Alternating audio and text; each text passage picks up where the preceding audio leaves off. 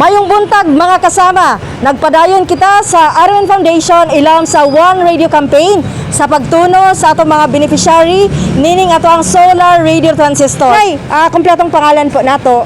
Amelda A. Sotelo. Nya, nay, kanang napakay mga gamodule nga mga apo. Oo, duha sila. Module. Oo. Grade 9 og kuan kanang grade 6. Sakto na nay kay ang RMN Foundation ilawom sa One Radio Campaign natay mo ganing purpose nato no nga nung magtuno ta og radyo sa ato mga beneficiary para makatabang nga ma-update mo sa balita, sa public service o syempre sa imuhang mga apo nga gamodule karon. Ilawom sa panahon sa pandemic. So mo ganing tumong nga nganong nag-apod-apod tag radyo. Okay nay, dawata ang early Christmas gift.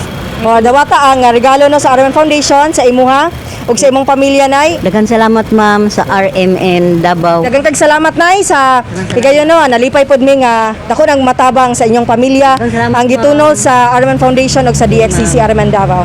Mo katong mga kasama, mission accomplished. Na turn over na sa nato sa ato ang laing beneficiary ang ato ang solar radio transistor ilawom na sa atong proyekto nga One Radio Campaign sa RMN Foundation. Kini si Radyo Man ay ni Janita Tatak RMN.